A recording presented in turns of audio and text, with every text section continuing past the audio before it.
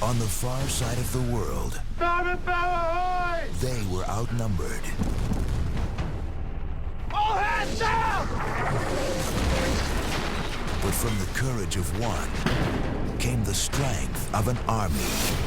7 weeks sailing, and he happened on our exact position. 2 feet 6 inches, sir. Perhaps he was looking for us. With basic repairs, we can get home as we are. We're not going home. Our enemy has More than twice our guns, more than twice our numbers, and we are supposed to stop it. Captain's not called Lucky Jack for no reason. In the new film Master and Commander, The Far Side of the World, Academy Award winner Russell Crowe stars as Captain Jack Aubrey, commander of the HMS Surprise, caught in a perilous chase and deadly battle with an invincible enemy, the French ship Acheron. Well then, there's not a moment to lose. Fight like you, Jack. A hunter becomes the hunted. Carrying flags! For home! And for the prize!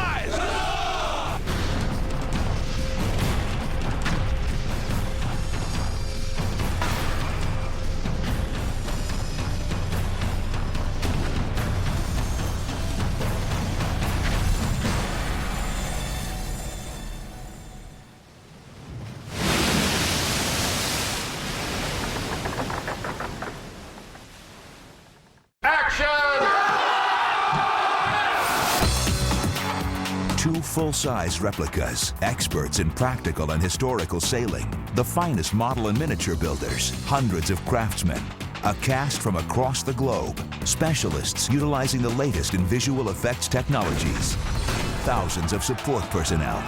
One man held the vision to connect all of these disparate elements into a motion picture of unprecedented proportion. At the helm of this monumental undertaking, four-time Academy Award nominee Peter Weir. Stop the drums early even. Get the blood flowing. Background. Playback. Peter is really the central element of the picture because almost everybody who came to the picture came to it because he was the person that was doing it. We do see things differently, but at the same time, we have a similar desire to get things right. He is the true Pied Piper, not only for the actors, but for the entire crew. Background, action. Action! We have got it.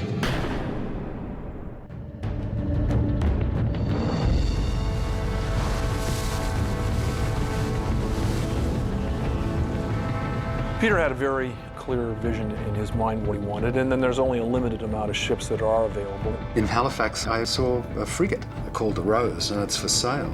I said, really? It really seemed to be physically the closest to what we were looking for. So when I ended up in LA, I said, I've seen a ship and I think we should buy it. And to my astonishment, they put a holding deposit on the Rose, which of course became our surprise. I loved being out on the Rose, and those days was really special. Some really magnificent days, just sort of, you know, doing our work, but with an immense sense of freedom because we weren't connected to the land.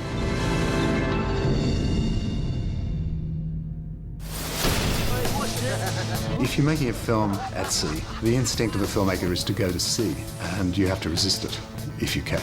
The more that you can stay off the open ocean, the more successful you'll be at just moving through your schedule. It's just an unstable platform and anything can happen. You have a shorter day, you have to get out there, get back, people are sick and so on. There were certain shots that you could do at sea and that you should do at sea. Other things where you just cannot get them at sea or they're very time consuming. You obviously can't shoot at night. You don't have the light support in the open ocean that you need for a night shoot. Obviously, to have barges with all your special effects would be lunacy. It would be very difficult, hard to control. It just made much more sense to do it in a controlled environment. Utilizing the same location as the film Titanic, the production team for Master and Commander, The Far Side of the World, descended upon the largest outdoor studio tank in the world and its surrounding sound stages to meticulously recreate a full-size replica of the HMS Surprise. The tank was so massive that I didn't realize I was in it. We drove down in a golf cart. I looked and there's this huge bath in the middle that's about 50 foot deep. And I thought, God, is that it? It's just a tiny bit of water. And Peter was, no, this is it. And we were in the tank. I mean, it's vast.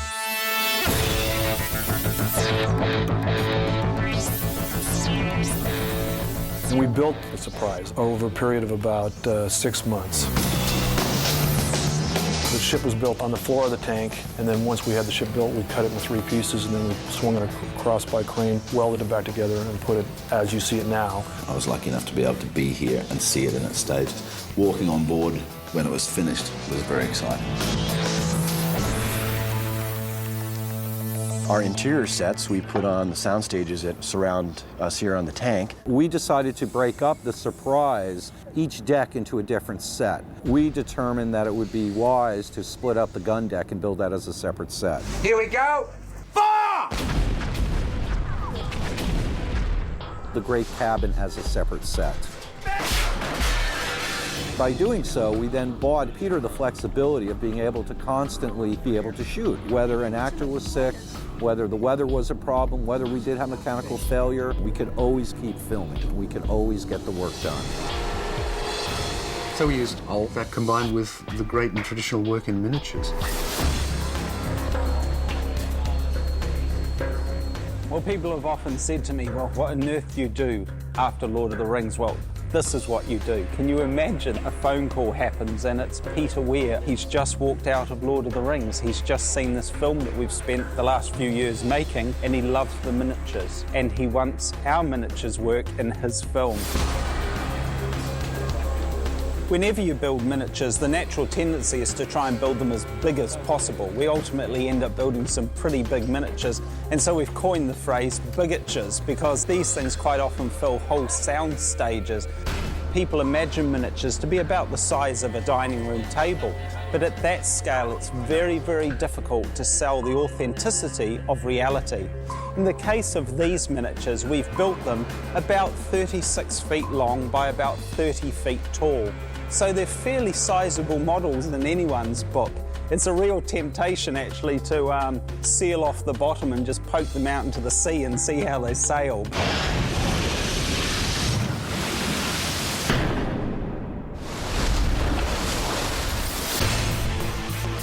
Russell showed up actually a half week before the rest of the cast. Obviously, he'd done a fair amount of research before he got here, but he had not really been able to do a lot of physical things. So he jumped right into it with small arms training, cutlass training, loading cannons, firing cannons.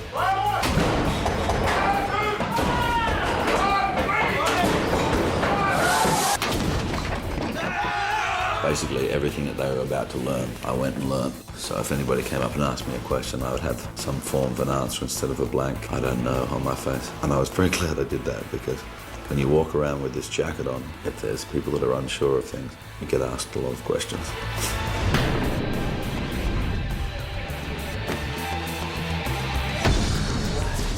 Very early on, Russell got into choreographing his final fight, which I have to say is pretty spectacular.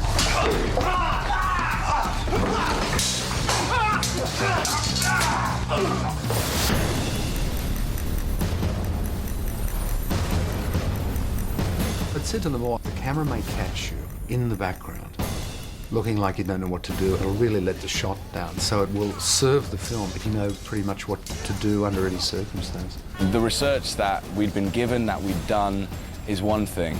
But to actually experience sailing one of these ships, to actually experience firing a cannon, you can read all you like, but until you actually start doing it, some of the stuff doesn't make any sense. The training program, which we had, was about a 2-week intensive school where everybody started to work on the ship. We had sword work that we did, we had cannon work that we did. Make ready! We had people in the longboats that were rowing. Everyone concentrate on feathering your oar. Make fast the starboard sheet! Go over here and take a look at port sheet. We're practicing giving out commands, we're practicing learning how to tie off lines, how to set sails, how to strike sails, just to give ourselves a feel of how a ship like this might sail. No matter if they were part of the principal cast or they were going to end up being the cook's assistant, it allowed them an identity to what their role was. I'm a midshipman. My main job is just to boss people around, but I'm going to do quite a bit of climbing apparently, so I'm getting the practice in while I can. You know, there were midshipmen as young as 12, which we have in this film. Foremast kids, you know, you have young as 8, and which we also have on board. And they were treated as equals. When we board, you'll take him out of the ship. Take him out of the ship. Thank you, sir. They had to both sail and fight the ship as much as anybody else had to do it. They had to take the injuries. Just a broken arm, sir. You're in very good hands. I wanted to show this aspect. Our 2-week training was invaluable. I mean, I really don't know how we could have started shooting without it.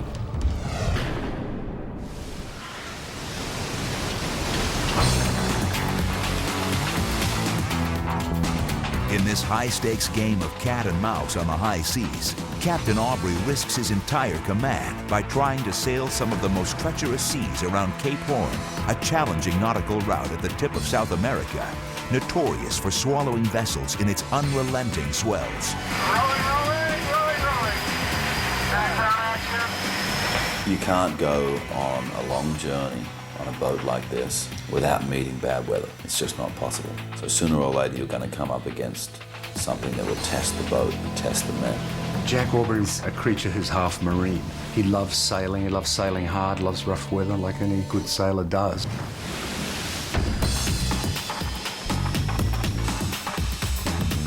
The storm sequence was very mechanically effects driven. Basically a combination of dump tanks to create the effects of the waves coming over the ship, blowing in a lot of smoke and other things just to really break up the environment, and utilizing radical motion on the gimbal. We have 3 axes of motion with this gimbal system. The boat has a pitch axis, which we can raise and lower the bow, a roll axis, which we can roll to port or starboard, and it's built on a 40-foot tower, and at the base of this has 4 hydraulic cylinders, and we can raise the boat and lower it 8 feet. So we can put all these together and make the boat, look like it's in whatever kind of ocean you want to make. It's all controlled with this laptop. This is just talking to 2 motion controllers that control the hydraulic cylinders. Well, you can set it up so that your effects are as dangerous as being at sea. I mean, you can sweep a guy from the deck with a dump tank. We had jet engines. They can go up to 100 miles an hour, so you have to be careful of that when you're working, that you don't build your effects to the point where they're dangerous. You can get CG water very close these days, but you can always tell that there's just something not quite real about it. Amazingly, the Endeavour, that wonderful, beautifully, accurately recreated 3-masted square rigger, just as we were about starting pre-production, was going around the Horn on a historical journey, the first square rigger to go around in a very long time. So we got a cameraman and camera on board to shoot their passage around the Horn and to film the ocean in that part of the world. Previously, I'd done The Perfect Storm and created all of this digitally, and just having the benefit of having real photography of such a stormy sea really brought a great sense of reality to that sequence. The water we use within this film will be actually the water from the Horn. I rather like that detail. Hopefully they're going to think that we put a camera out there in the middle of a storm and shot some of this.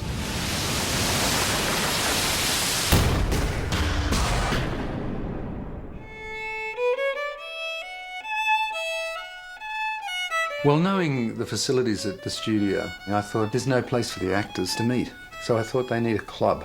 Somehow that evolved into the Monkey Bar. Rather than hanging out in trailers or dressing rooms, the actors have a communal space where they'd get together and enjoy themselves. I think everybody in the crew would love to have had a pass to the Monkey Bar.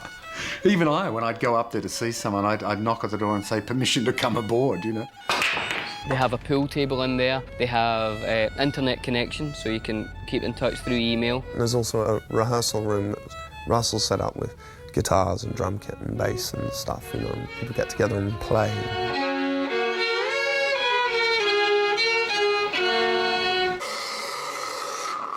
That's practice when I'm an unemployed actor working in Starbucks. The only one rule was there was no TV in there was no watching movies, because they wanted it to feel like an officer's den,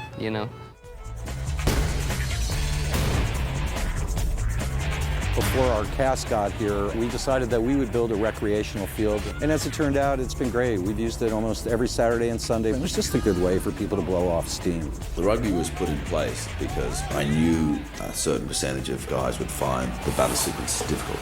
It's not just doing it once. It's, 50, 60 takes of the same thing. And if it's running up and downstairs or it's going up rigging or whatever. So I just created an opportunity for a kind of an intense aerobic training every weekend. This weekend is quite interesting though, because the French sailors from the Acheron have challenged the surprise to a game.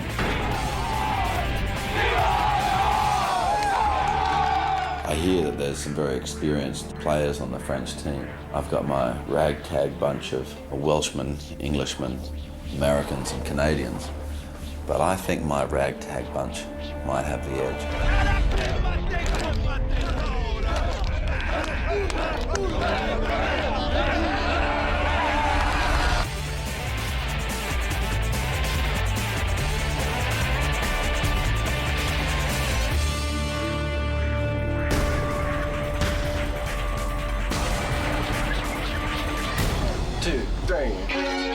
I mean, the sort of comradeship has been great, and I'm sure that you will see it up there. You know, that these people spent 5 months in each other's pockets. Extraordinary feat that everybody gets on as well as they do. Oh, back to war. Yeah, and now, back to the battle.